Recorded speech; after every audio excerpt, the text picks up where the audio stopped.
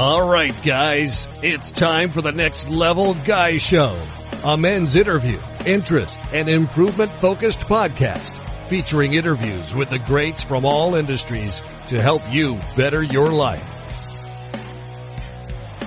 Each week, a new episode features an interview with one of the greats, covering all aspects of their story, from life hacks to tips and protocols that have allowed them to live life on the next level.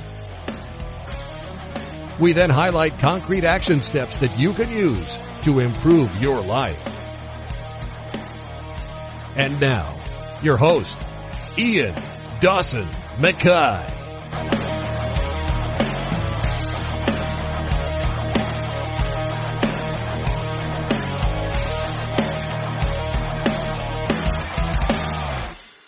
And today's guest is Shaahin Cheyene. Shaahin Cheyene is the #1 ranked Amazon accelerator. He helps you sell on Amazon and make a lot of money. During the Iranian Revolution of 1978, Shaahin's family had to escape to survive and ended up fully migrating to Los Angeles, California. At 15 years old, Shaahin left home with nothing but the clothes on his back and created over $1 billion in revenue, that's billion with a B, by inventing the legendary smart drug known as Herbal Ecstacy. He's also made over $350 million in sales with Vapir and many more products. These childhood experiences had a major impact on his perspective of freedom, hard work, and entrepreneurship. Later, Shaahin went on to invent digital vaporization, the forerunner to today's vapes, and start a number of successful businesses with a couple of notable failures. Today, he's the founder and CEO of Accelerated Intelligence Incorporated, a major Amazon FBA seller with millions in its sales, the lead coach at Amazon Mastery, where he teaches entrepreneurs how to crush it on the Amazon platform, and an active YouTube creator. Shaahin is considered one of the leading global minds on what's next in e-commerce, Amazon and the internet. He's described as the Willy Wonka of Generation X by the London Observer and Newsweek, and is one of the most forward thinkers in business. With his Amazon Mastery course, he acutely recognizes trends and patterns early on in the Amazon platform to help others understand how these shifts impact businesses and markets and consumer behavior. And in this interview, we discuss a method to start selling on Amazon or anywhere else for that matter, the key that influence plays in selling, how you can build recurring revenue streams right now, and so much more. And now, let's get to the interview. Well, thank you so much for coming on, Shane.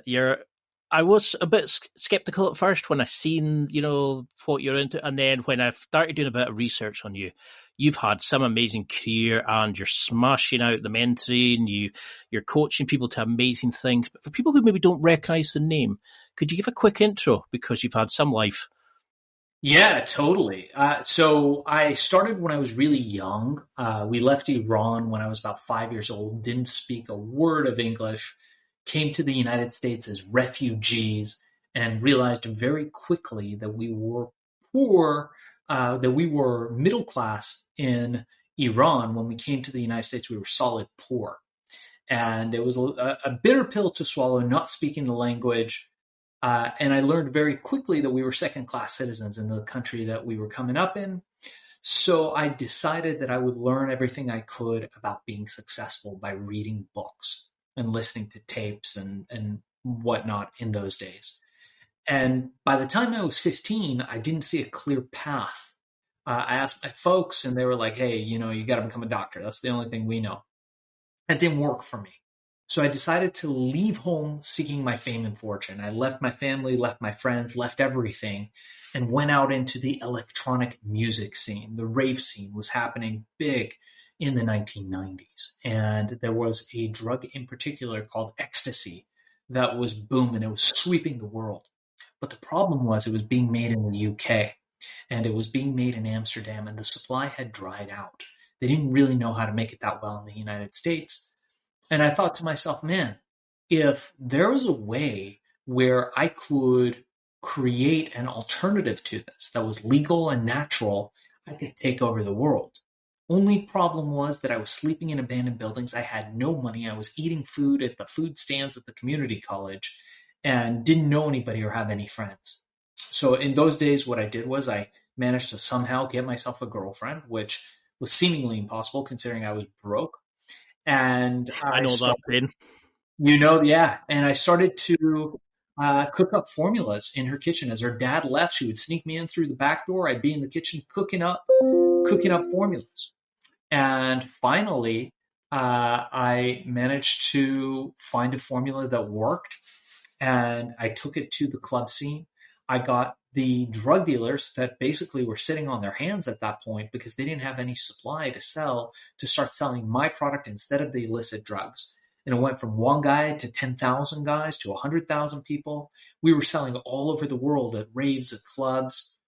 And by the time I was 18, roughly around then, give or take, I walked into my office. Now, mind you, I was homeless, sleeping on the beach. I was eating canned foods. I was doing whatever it took to survive. And I realized that I had made it. The news broke that we had broken $1 billion in revenue. This product that I had invented, I had 200 employees. I had a collection of exotic cars. I had fallen asleep in the seat of my brand new Lamborghini, drooling on the passenger seat. Not a good look. I would sleep 2 hours a day, and I woke up, got into my office, and was like, holy shite, man. We just broke $1 billion. And my first concern was I didn't know how much $1 billion was. I didn't know what that actually meant. Second concern was I felt I needed an accountant at this point. And I very quickly learned that accountants are not the people that count the cash piled up in duffel bags piled in your office. That is not what accountants do. So many very important lessons were learned there. From there, I went on to inventing the core technology for vaporization. What you see now is vapes. I don't espouse people using vapes or vaporizing or smoking at all.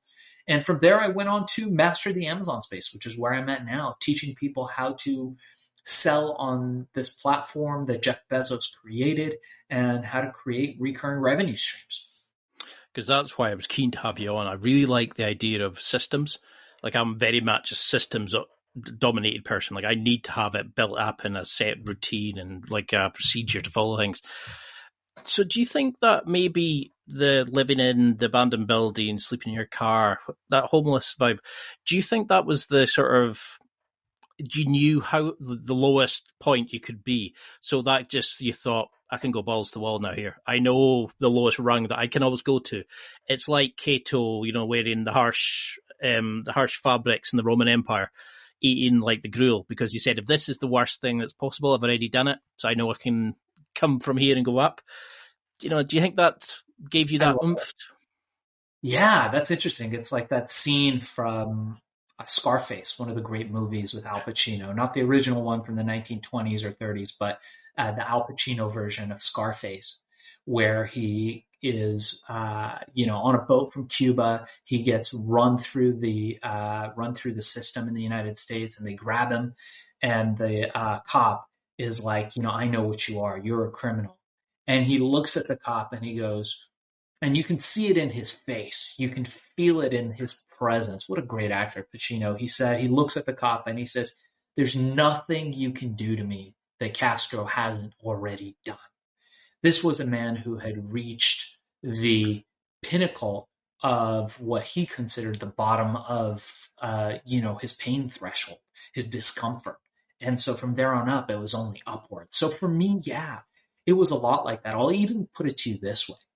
Even when I had made $1 billion in revenue, well documented, you guys can look it up. I'm not one of those like TikTok, Instagram people that are like, look at my jacuzzi and the babes in the jacuzzi and the Lambos. Like, I actually did that shit before the internet. And even when I had made my wealth, my fortune, I had the houses, the cars, I had a backpack. And tied to the strap of the backpack were a new pair of shoes. Why? Because when I made my first $100,000, I went out there and I bought a brand new pair of shoes. And I thought to myself, man, if anything happens, if I go back to where I started, it wouldn't be that bad because I started from nothing. So I have nothing to lose. But at least I'll have a nice pair of new shoes where I can go off on my next adventure. And I had that backpack filled with all the belongings I had when I left home. And I had that under my desk for years and years and years. Only about a decade ago did I get rid of it. But I had that backpack under my desk to remind me what I came from, to remind me that I started from nothing and I could do it again if I had to. Now, this is a really interesting point is that most of the men that I know, men and women that are wealthy, that are successful, that have really reached great heights of success, you can look at them and ask them, hey, if everything was taken away from you tomorrow, if all you had left was the clothes on your back, could you make it again? And they come back every time with yes, and they can tell you how. And that's the difference. That's what separates grit. That's what separates people who can take a beating and come up. The people who win in life are not the people who never take punches. They're not the people who never get knocked down. They're the people who get knocked down and know how to get back up. They know how to get back up and thrive, and they know how to learn from their mistakes. And do you think that's like a big thing that people have now, is they've never had to really work for it? You know, you can order a taxi to your door, you can order somebody to pick you up, you can order a date, you know, you can use Tinder and all these sort of things. Do you think we've got to a point where we came from when we were younger, you had to go and earn it? You couldn't just, like, you know, jump on a phone and do stuff. You actually had to go and find these things and market it, and like you had to go and find somebody to try sell the initial concoctions. You had to then go and get people to it. We're at that point, people don't have to grind as much now. Do you think that's a problem? Yeah, it's funny. It's a similar thing. I've got a lot of friends who are dating. I'm married, a family guy, happily married with a family, but I've got friends that are dating and they know how to approach women. And women are now shocked by the fact that men are approaching them because they're used to this. They're used to thumbs on a phone, sending them messages through apps. They're not, and that's really, you know, one of the oldest forms of sales. From the dawn of time, men have been approaching women, and it's something that in recent days has really been neglected. Now, here's the thing: you can create a scenario for yourself, is that you have to go out there and seek extraordinary experiences to be able to forge a personality, to be able to be self-reflective, to be able to look back at the things that you're good at, but also the things that you suck at, and to be able to improve. And the problem with today's society isn't that things are so easy because of apps and computers and stuff. The problem is that a lot of people stop trying. The problem is with woke culture, where you're told, hey man, you're okay just the way you are, and everybody gets a participation prize, and it's fine to be second or third. And then people go out there into the world of business and somebody eats their lunch. A great quote from my book, Billion, How I Became King of the Thrill Poke Cult, which is out now, and I love to use this on stage, is that when you are sleeping, your enemies are planning your demise. And it's so true. You think you're working in a vacuum. You think you're a snowflake. You think what you're doing is unique and you're more special than all the other entrepreneurs out there. But it's bullshit, man. What's true is that there's 20 guys with the same idea you have, 20,000 guys with the same idea you have, and a few of them got through. A few of them are trying to make it happen. But the majority of them are going to quit. And you have to be smarter.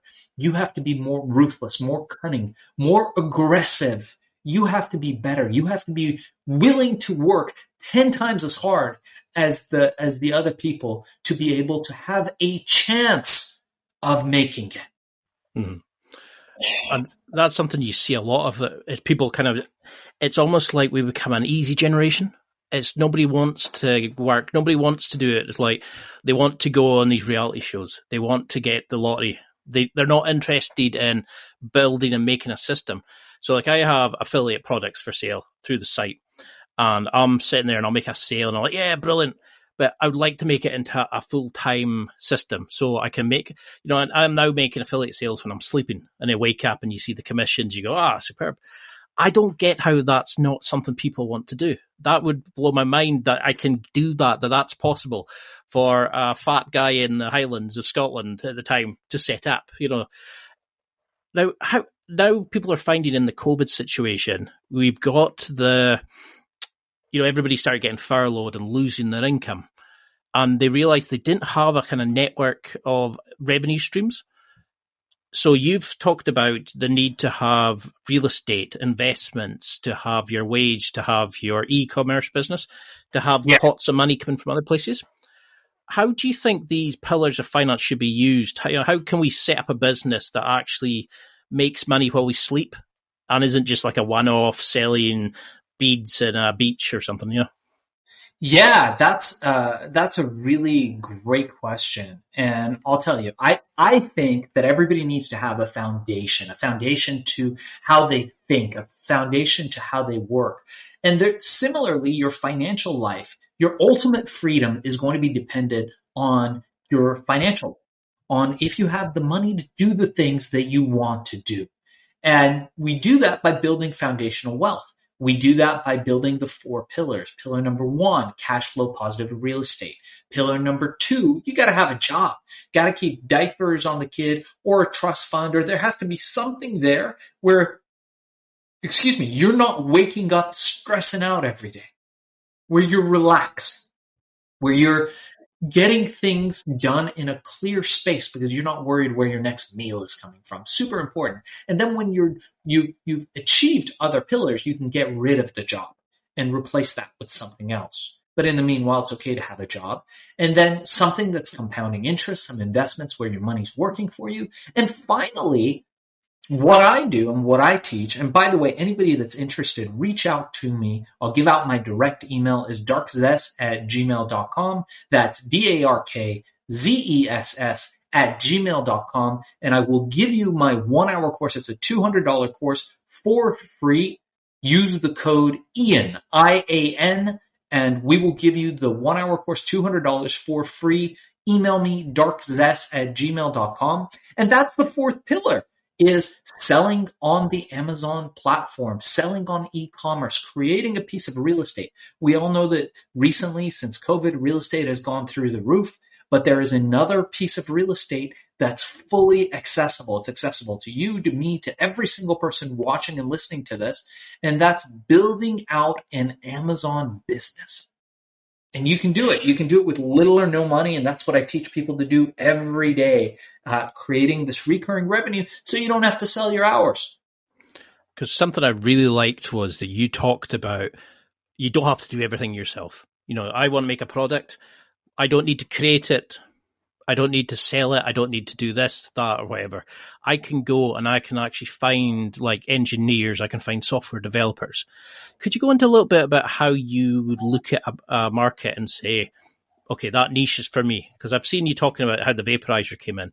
How would you look at a market and go, that product will sell? And then go from how to find the people to then, to actually create it for you. And then how do you sell it? Could you give us an example? Because your Amazon mastery, I've never seen a bad word about it. But could you give us like a journey that we could follow along on? Yeah, absolutely. So I think, look, it doesn't matter what business you're in. You're either in the products business or the service business, and that's it. Or you have a job. And if you have a job in like education or something like that, you're in the service business. So now we know there's two kinds of things you can do. You can either be in products or service.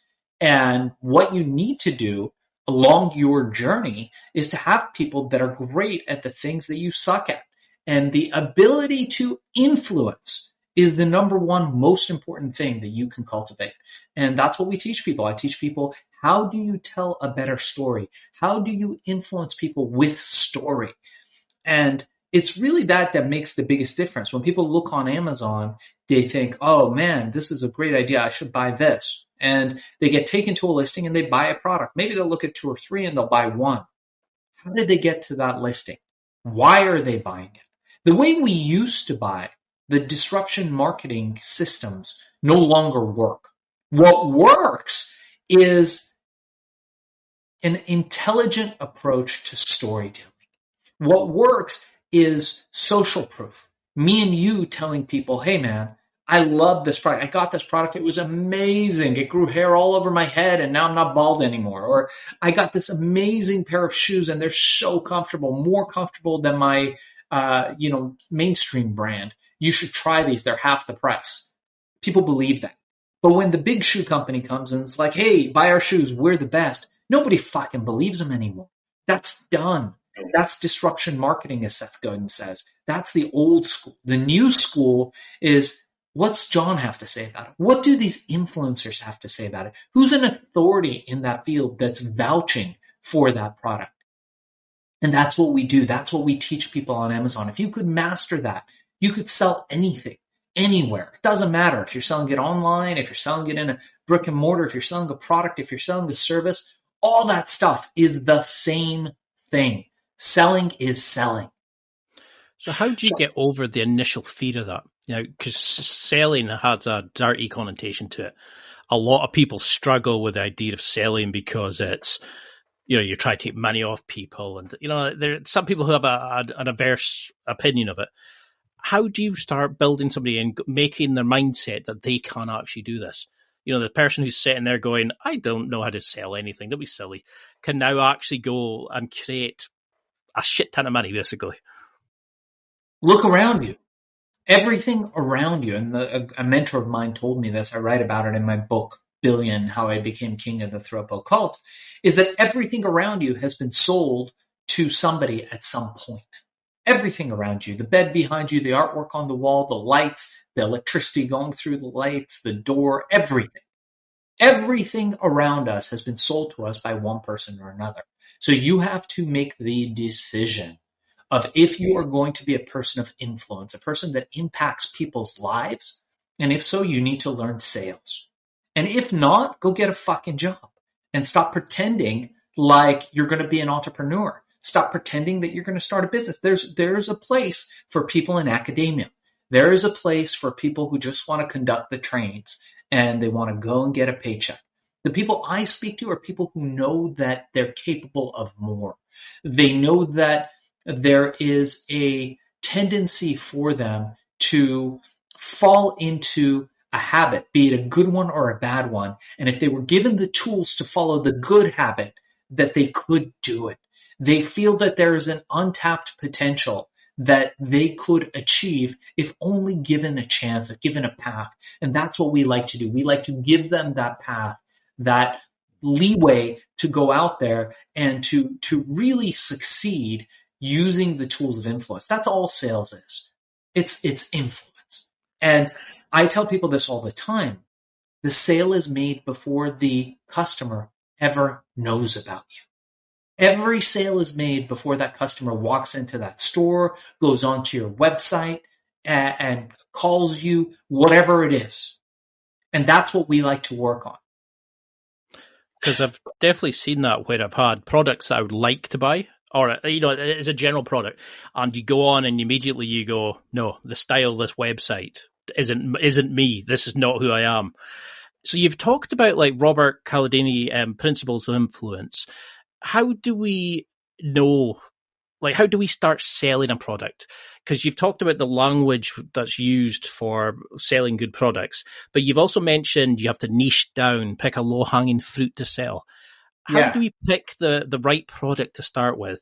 And when do we start diversifying it so that we would get, rather than putting all our eggs in one basket, but not jumping before we've made enough sales to establish, how do we start that sort of? How do we pick the first thing that we go for? Sure. I love that question. So the answer is this, that when people think, and this is the biggest mistake, I'll start with this actually. The biggest mistake that most entrepreneurs make is they think, hey, I'm going to create a product and it's going to be better than everybody else's. And the world is going to recognize that my product is superior because, and I will sell tons of that product.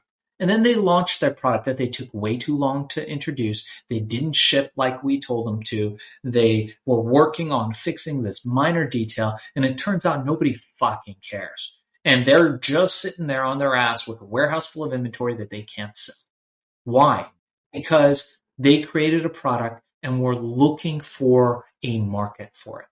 And I get people like this all the time who come to me after they've done that and say, hey, man, let me take your course. Please let me take your course. I tried to do it on my own and I failed. And I look at them and almost every time, that's the issue. Now, how do you do it? You look at the market. You spy what the market wants. And I teach you how to get these tools. Email me, guys, darkzess@gmail.com, darkzess@gmail.com. Use code Ian. I'll give you the course for free. The trick, very simply, is to find a market, niche it down, find what that market needs. What are the vulnerabilities? Who are the competitors? And then give that market what it needs. It's such an easier way. You might have added, 3 thingamajigs to your thing that you didn't need to. People just wanted it to come in blue.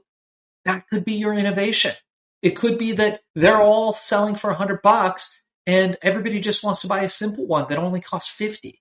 That could be your innovation.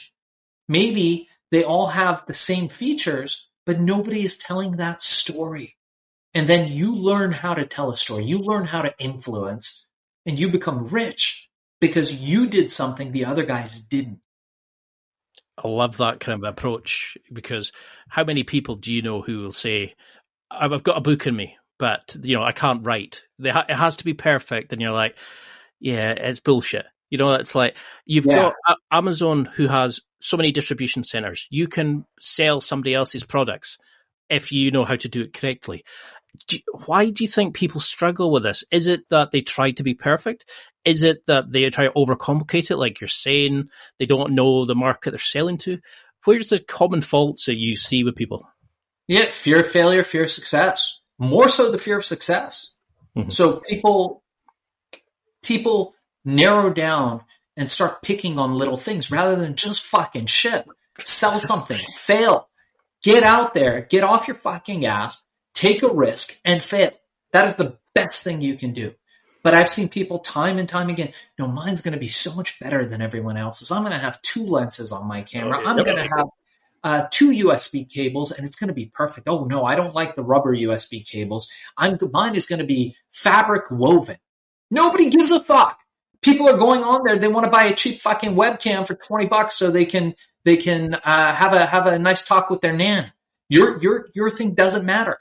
You're worried about all the wrong things. The people who win are the people who get up off their asses and they ship and they fail, and it's okay, because the next time they will succeed, or maybe they won't. Life isn't so dry cut, and neither is sales, and neither is selling products on e-commerce. So sometimes you might launch a product and you're like, did I succeed? Did I fail? Well, it's just right in the middle. I'm breaking even. I'm making a little bit of money, not as much as I thought I would. Okay, so now what do we do? But if I had 100 products like that, I'd be making bank. Cool, let's work on that. But you have to start somewhere, and if you don't ship, it's not going to work. So you can't get myopic and focus on things. Secondly, you are not your customer. You don't know what people want. You have to go through the process, and that's what we teach. It's an algorithm. You can't bet on your hunches. I had a mentor of mine, this guy Stuart Wilde, British guy, and he would always teach, play your hunch, it'll have your lunch. And we learned how to use process, how to, like you say, build systems and follow those systems. When a system works, we follow those systems. And then what you do is you just build wealth through recurring revenue streams by cookie cutter system building for all this stuff. And that's what we teach. It's one of the easiest ways in the world to make money, maybe short of stealing. Now that I've seen like Amazon, and the amount of stuff they have is amazing, and it's the sheer kind of way it wants you to purchase, and it offers it. And how then do you cut through the noise? Like say you're selling a low-hanging fruit, that like a certain cable, and there's a ton of other people selling it as well. How do you make people come to your site, your part of Amazon, rather than the other? The ones that you want to avoid, the ones who just throw up a thing and go, fuck it, that'll do. How do you make it your stuff? So I'll tell you this. Anybody that's selling drop shipping, probably a scam. I'm just going to go ahead and say that. I don't know everybody who's selling drop shipping, but if someone's selling you drop shipping, hey man, you can find a product, get the manufacturer to ship it for you. You never have to take inventory. You're going to get rich. Those are mostly scams. I don't know any legitimate ones, which is why I'm saying mostly. Maybe there's a dude out there who's doing it legitimately. What you want to do is you want to build real estate. You want to build private label brands that you have ownership of, brands that we can help you build out. And then in 2-3 years time, have a 7-figure exit, have an 8-figure exit. And you're building a brand that's improving somebody's life. You're bringing value into the world rather than just arbitrage, being a middleman between some manufacturer who doesn't know better and Amazon. And believe me, those kinds of businesses very soon crash and burn because other people get smart to it. So those companies that are like, hey man, buy this, resell it, buy that, resell it. Guess what? They're doing that for 1,000 different people. And there's nothing, no matter how much the guy says he loves your face, that makes you special from all the other, suckers that did that. Well, we teach us private label. We teach you how to build a brand, how to sell a brand. And I've done this all my life, is build out brands and get them to produce revenue, recurring revenue streams. It's time for a quick break. There are millions of potential products to buy, so how do you know which ones are worth your hard-earned money? Simple. You go to nextlevelguy.com/affiliates and explore those that will transform and improve your life. You'll find deals, listener exclusives, and special offers with some great companies. Recommendations are 100% honest and only on items Ian has tried or believes in. The companies showcased will make you a better man in all areas of your life. Simply go to nextlevelguy.com/affiliates and level up. So how do you go about then finding that customer base? How do you find investors? How do you find, people to assist with like a distribution center, that sort of thing? Because when you were 15, you were going to business meetings where in bars and stuff where you were not allowed to, because you had no ID. How do you go, what did that teach you about networking and making these connections? And do you think that because you were so young that you just didn't know any better? So you just thought, well, let's have a laugh. Let's see how we go. Was it your confidence of not knowing that you just saw that I can do this? Or it's funny. I still feel like I don't know any better. Look, I think confidence will only get you so far. Following a proven system is probably more important than being confident. Having confidence in your systems, having confidence in your process. And oftentimes I feel like mentors can really help us. And so can masterminds, having groups of people who we trust. My program includes a mastermind, it includes mentorship, it includes coaching. And I think those things are much more key because wherever you're at in life and wherever you want to be, somebody else has been there and somebody else has done it. And truthfully, you need to be able to learn from them. And if you can model them, if you can model their success and their path to success, it's so much easier than forging your own path. So say you start making some sales just now, you've got your particular product, you've gone through your course, you love it, you think this is brilliant, let's go for it. How do you start getting the mindset of being a seller? And how do you juggle the demands between maybe having kids, you're working full time, doing a 9 to 5? Because I think that's a lot of people's dreams, set it and leave it and edit it every so often. Sure. How do you juggle those conflicting demands? But also, how do you become, like you were saying, people are scared of success. How do you accept that you can deal with that level of success?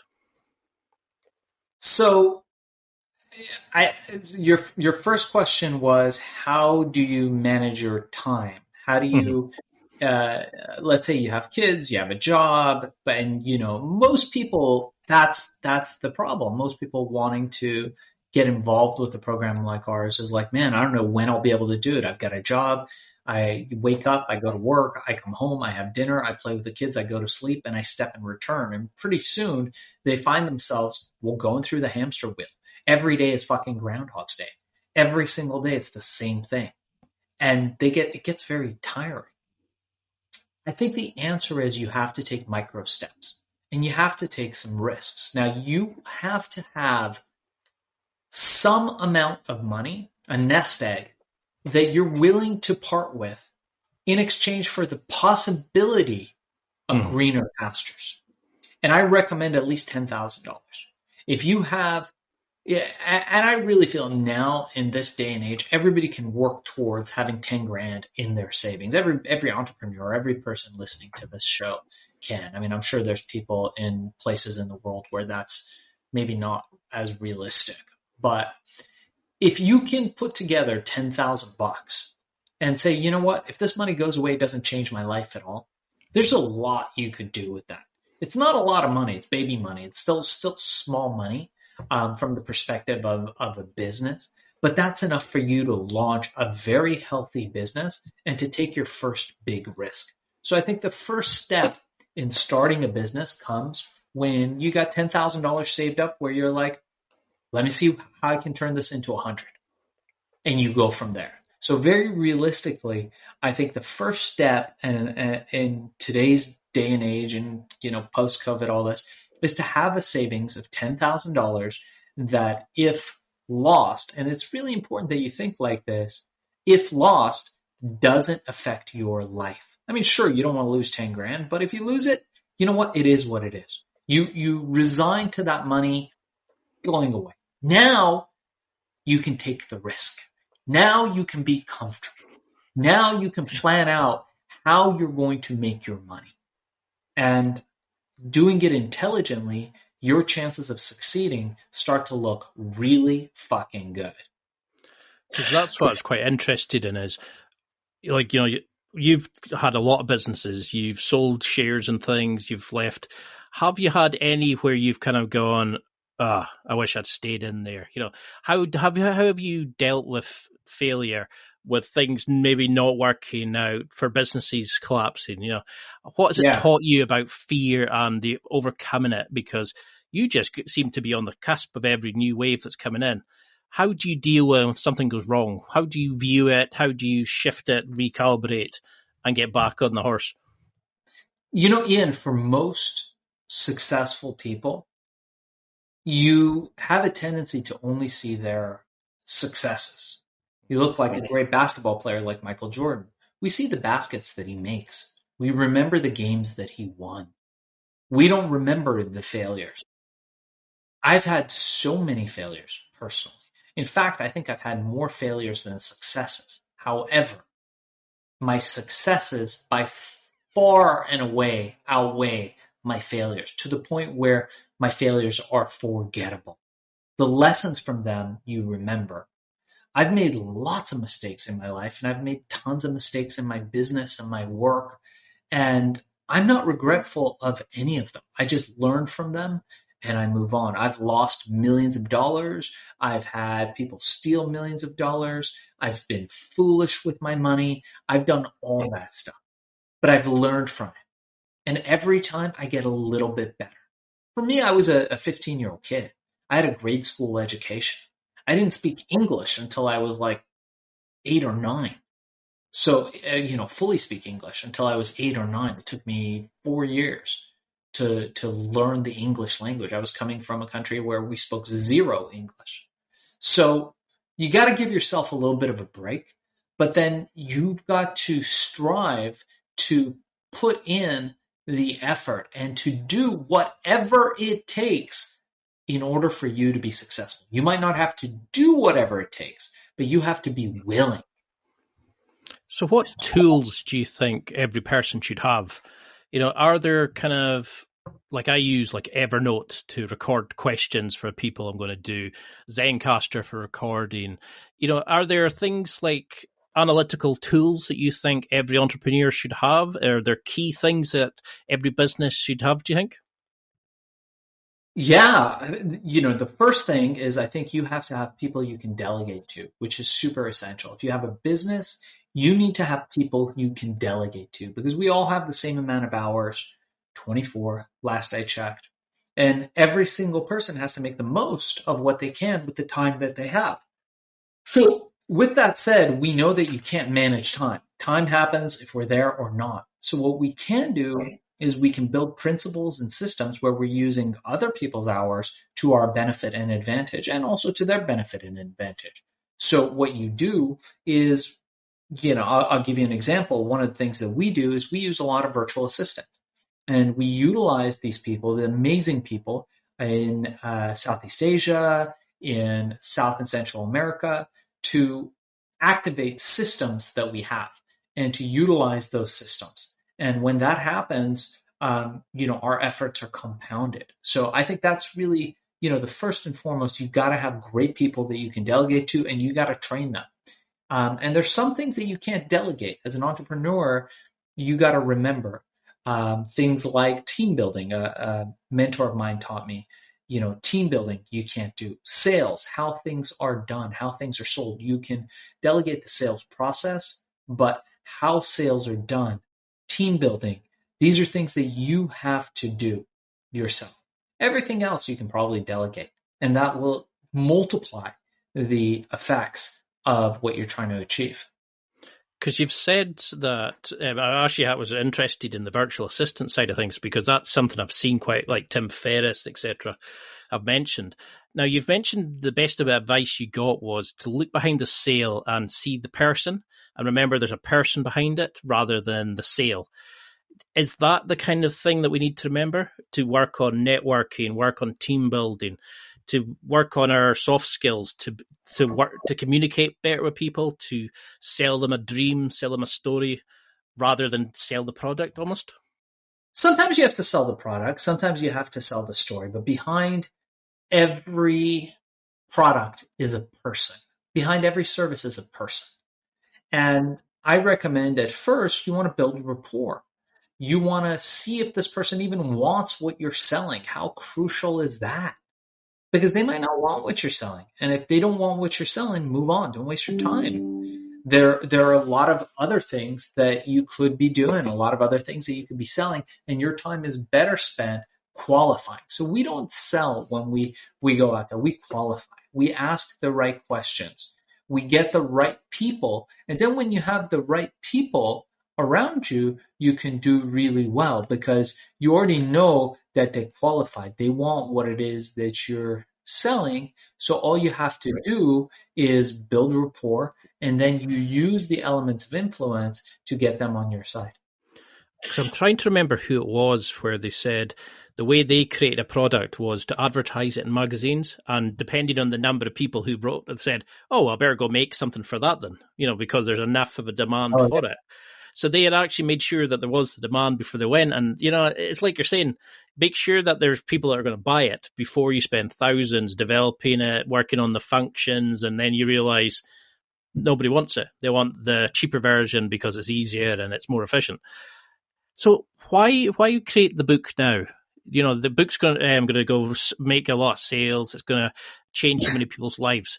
But what was the inspiration behind it? And was it kind of cathartic for you? Did it give you a kind of make sense of the past and kind of at this point in your life, now that you're married with kids, did you think this was a perfect time to look back so you could ramp up for the future? Yeah, look, the book is completely a passion project for me. When I was thinking about this, people would come to me and say, "Hey man, your story is amazing. When are you going to write a book? When are you going to write a book?" And then COVID happened. And I was at home going, man, there's no better time to do this than now to get my story out. And I started writing it. And I thought to myself, wow, this is coming out pretty well. Let me do it. And we did that. We recently got a film deal for the book, which is exciting. Awesome. In the next couple of years, it'll be out as a film, hopefully on the big screen, but maybe as a series. We're working on that now.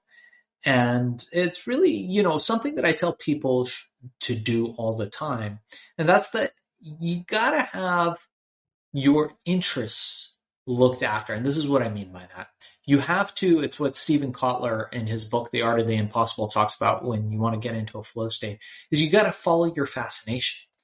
There has to be something that you do that has nothing to do with money. It's, maybe it'll be, a thing that you'll do for profit. Maybe it'll bring you profit, but you don't really do it for them. You do it because you're fascinated by it and you follow that fascination and see where it leads. All great things in my life came after I followed my fascination about a certain thing. And sometimes it leads to business or leads to a product, but doesn't have to. And writing the book, telling my story, getting it out there is something that I'm fascinated by.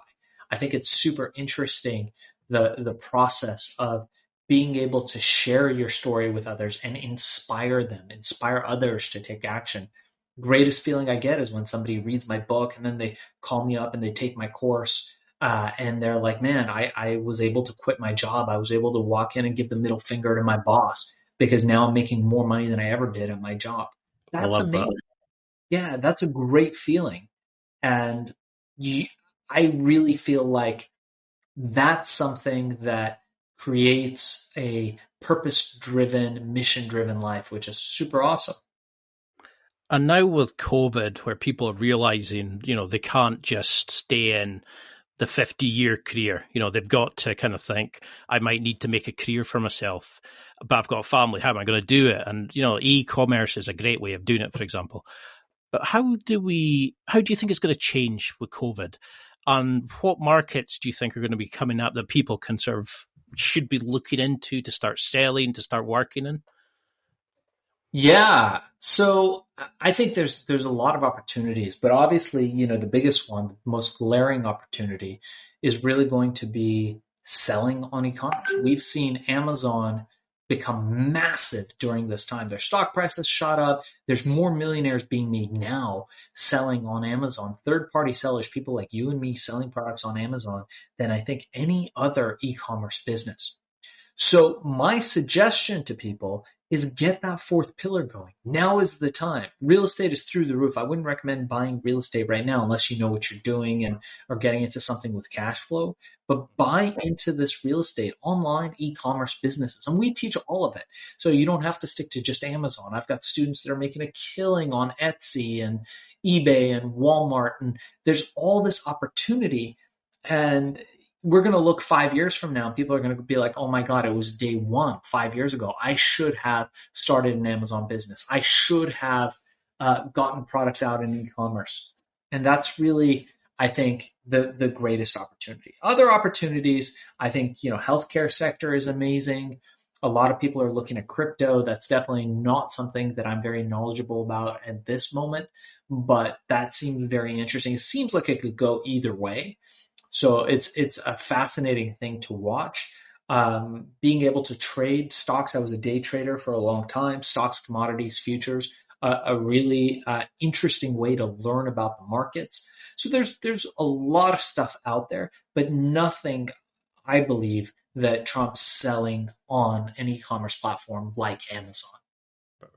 And I know we're sort of short for time, but what would you want people to take from this interview? Like, say if there was a sort of generalization, a point or 3 points, what would you want them to leave this interview? And it's the only thing they remembered. What would you want them for that to be? For you, for your family, for your loved ones, start a business that creates a recurring revenue stream. And if I can help you with that, reach out to me, darkzess@gmail.com, darkzess@gmail.com, and start creating these recurring revenue streams. Whatever it is, even if you don't use me to help you, use whoever you want, but start creating money that you don't have to sell your hours for, that you don't have to work every day and night for, and let your money work for you. And how do we connect with you on social media, find your company? How do we find you on Amazon, the great products that you're selling on there? Yeah, thanks for asking, Ian. So you can reach me at darkzess@gmail.com. Again, that's darkzess@gmail.com. You can check out my full Big Daddy course, which is fbasellercourse.com. FBA standing for Fulfillment by Amazon. So it's fbasellercourse.com. You can check me out at shaahincheyene.com. We also have a show called Hack and Grow Rich. Check out our show on Apple, Google, Spotify, wherever podcasts are found. As well, you can join us on Instagram. It's Hack and Grow Rich. And if there's anything I can do to support you, just email me. The best way that people get a hold of me is just email me. I respond to all emails. Use the code Ian in the subject heading, and I will give you the $200 1-hour course for free.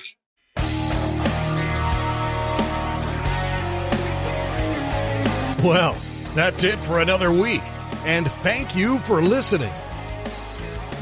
It's now time to take what you've learned and use it to develop and enhance your life with the key points mentioned. Listen, try it, embrace it, use it, and crush it. Now's your time to hit that next level in your life. If you liked this episode, then please leave a comment on the show notes or a review of the show on your podcast platform. Everything helps evolve the show. Until next week, keep seeking the next level in your life.